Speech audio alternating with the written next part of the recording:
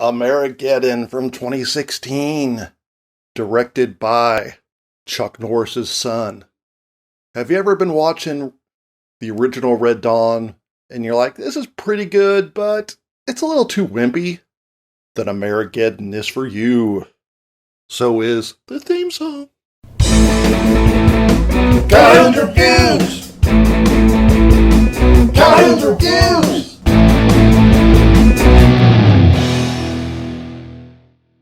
Alright, if you want to watch a car wreck of a terrible movie, then I guess you might want to watch this one. If so, there are links below.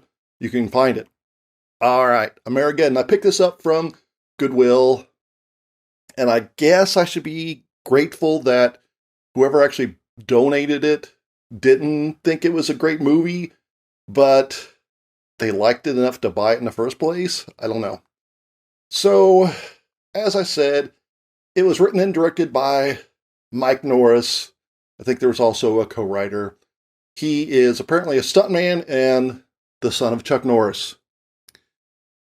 And he's also a nutter. I believe that this is all a very dark, very demonic thing that's happening. I believe there is moneyed interest out there that has sold their soul to the devil for wealth and for power.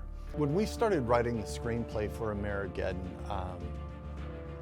I had no idea that our country was going to look like it does right now.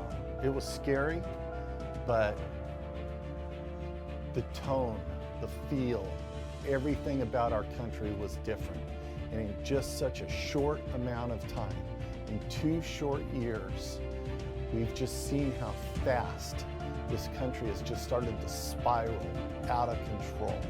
He's got a video on YouTube talking about how he's building a new house because he wants to get out of the city. And he said he left his job as a stuntman because he refused to get the COVID vaccine. And I will say this. Yeah. I lost my job on Magnum PI in Hawaii 5-0. And I don't think we can say out loud why that was, but let's just say it was for, yes, because the government is overreaching. So fuck that guy. And the DVD has a very special message from him. The main thing I took away from that is, what the hell's going on with his teeth? It kind of freaked me out to look at it. I'm kind of queasy when it comes to medical stuff anyway. Woo. So he talks about the research he did. And when you watch this film, I just hope that you understand that a lot of thought and research went into all the information put into this film. Then the movie starts with quotes from presidents about a new world order, including a quote from Obama. Ordinary men and women are too small-minded to govern their own affairs. Order and progress can only come when individuals surrender their rights to an all-powerful sovereign. But that quote is totally taken out of context. Apparently what he's actually saying is, the bad guys are saying this, and we disagree. So of course the quote is just the things he said the bad guys said, with no context at all. So, heck of a job researching. No political agenda here. Alright, so, Amerigeddon, what's it start with? Well, starts with our hero, some old guy, who is testifying in front of Congress. Thank you, Senator. I appreciate the time. And guess who's one part of the government? Alex Jones. Yeah. And they ignore our hero. They ignore the truth. We don't have time for this. You had time to pass the National Defense Authorization Act, to give the president the power to declare martial law for any reason, to give him the power to arrest any American by simply accusing them of terrorism. And then we see an evil businessman who's like, "Mwahaha, they don't listen to him. We are gonna throw the government into chaos for reasons that are never clearly explained."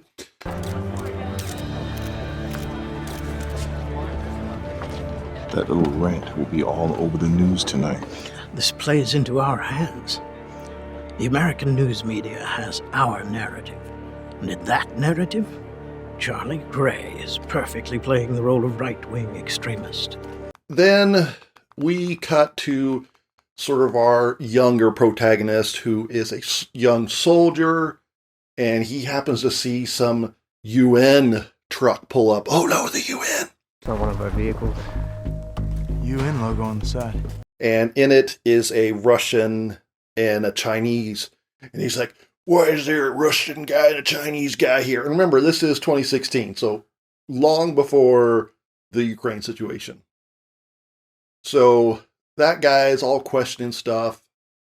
And the military guy, they start doing this training exercises where they go into this sort of, looks like it's built up to be a town, and they're pretending they're training to go door to door, confiscating weapons. How can I help you, gentlemen? My name is Lieutenant Lane. Martial law has been declared. Under martial law, we need to know if you have any weapons in your home or on your possession. Oh no, not a gun guy. Never really understood that whole right to carry thing. You and the police are the only ones that need it anyway. And they're like, wow, he's acting kind of weird. It's like, yeah, he's acting. But then they ask him, do you know anybody else? Do you know of anyone in the neighborhood who may have weapons? Well, I don't want to get involved, but my next door neighbor, he's a bit patriotic. He's got NRA stickers, and he's a bit of a gun nut. Quite frankly, I'm frightened of him. So they go over there, and see, this movie's all about defying stereotypes, because guess what? The NRA guy, he's a black guy. So, see, they're not racist. But then the guy who, again, this black guy is an actor. He's acting like this. He pretends to pull a gun out, and they have like paintball guns. They shoot him, and he runs away. And then they attack him, and the black guy, he's like, I'm a crisis actor. Who told you could shoot one of my men? I'm doing what they told me to do, man. I'm a crisis actor. Hey. I'm a crisis actor, man. Yeah, so they're bringing up that shit. But again, none of this matters because we don't actually see the government do any of this. But our young soldier, he's like, this is wrong.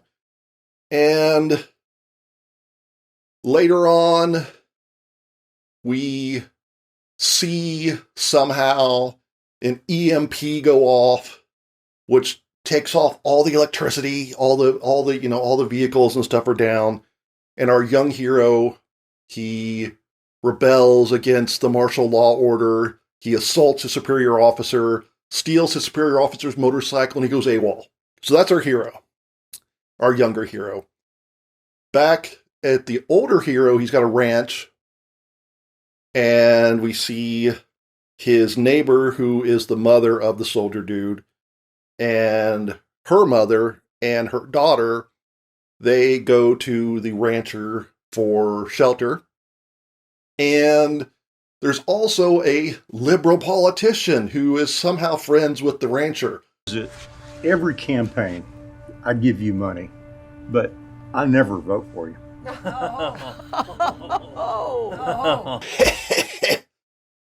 Again, these are our heroes.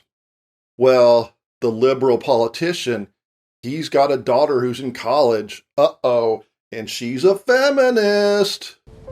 Dad, why do you waste your time with that fascist conspiracy nut? How did the meeting with Professor Stern go? Well, he's decided to publish Feminist and Fabulous. Oh my god, like your own manifesto. I know, I couldn't make up the stuff he was saying to me. Your generation finally has the chance to bury the God and Guns culture, and... But then when the EMP goes down, within hours, shit goes crazy. And there are like riots on this college campus. There are people hunting the daughter down because they know she's the daughter of a senator. And at one point, like a bomb or firecracker or gunshot goes off. Everybody runs to one direction, including her and her boyfriend. Except one dude runs the other way right into her. And her boyfriend doesn't stop to help her. I guess that'll teach her to be a feminist. And also at the ranch is another woman who I don't really know her relationship, but she's all the, she's attractive, but she's like, I'm good at shooting guns or whatever. Sam, now what have you done? Oh, you know me. Can't keep a match out of my hands. I can take pretty much anyone, but it's gonna be my chemistry degree that kills me. So the EMP goes off. Chaos happens. The soldier who's AWOL, he makes it back to the ranch. Even though there's an EMP that's gone off, the smart, wise rancher, he has built a barn.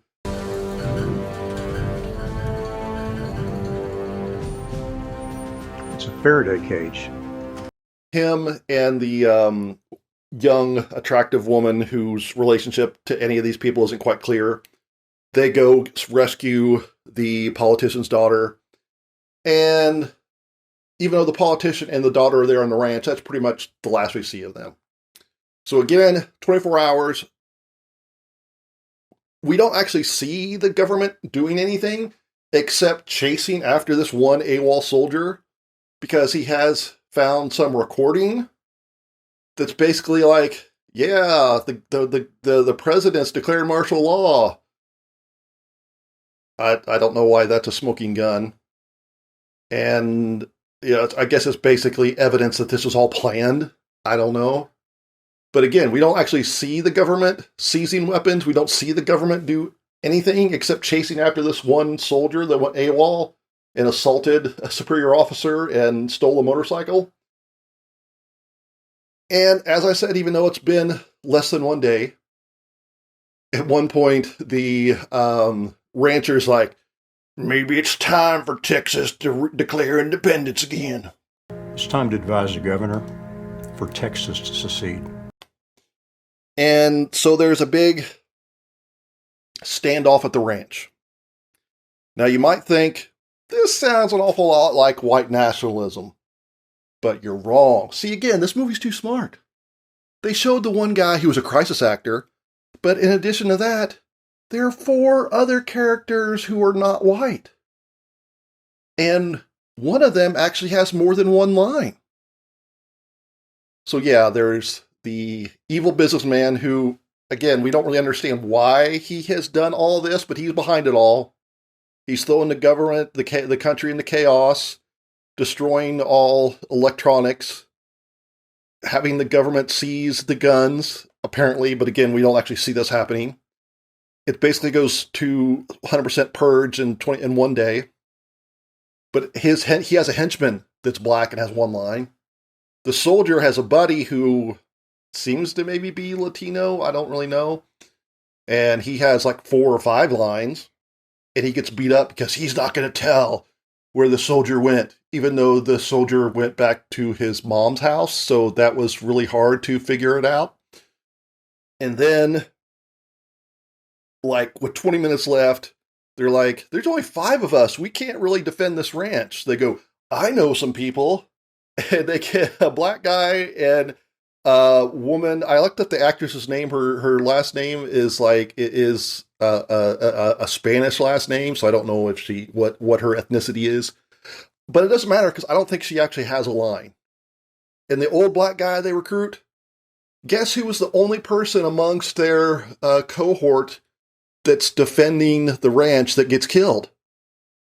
Did you guess the black guy who only has like 2 lines? You got it. So, yeah, there's a big standoff at the ranch. Our heroes, again, are killing American soldiers, there's without regard. Yeah. So this is some paranoid bullshit that doesn't even try to prove its premise because it's preaching to the choir. We do get some amazing helicopter fights. We get this tiny little helicopter that only seats 2 people against what looks like a TV news traffic helicopter that, even though it clearly has no weapons, we see shooting rockets. And then it just ends with no resolution. They have killed off the 10 or so soldiers that have come to get the AWOL soldier. That's it. they do manage, while they're waiting for the military to get there, to sort of talk about have a conversation about how GMOs are bad. He used to be a farmer before all this GMO Frankenstein food came along. You know what? Overwhelming evidence indicates there's no scientific fact that GMOs pose any kind of threat, any kind of danger. I mean, you people, you all live in a bubble. I mean, what do you think the government's supposed to do? Our government isn't supposed to feed anyone. Farmers are. Yeah, I mean, being Chuck Norris' son must have benefits, because there are a lot of the actors are like, oh, that guy looks familiar. So there is the woman who had been the redhead in Starship Troopers. She's in it. There are, strangely, the woman I mentioned who is not white but doesn't have any lines. She's a voiceover artist. So way to use her talents. A couple other voiceover artists. Some other people that have been around for a while. So all these people are professional working actors. But nobody is a big star. It is entertaining because it's so bad.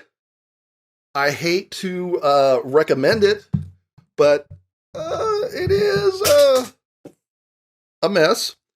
So I'm going to give it 4 thumbs up. Cash in on Crazy. Nice work if you can get it. And cast some has-beens.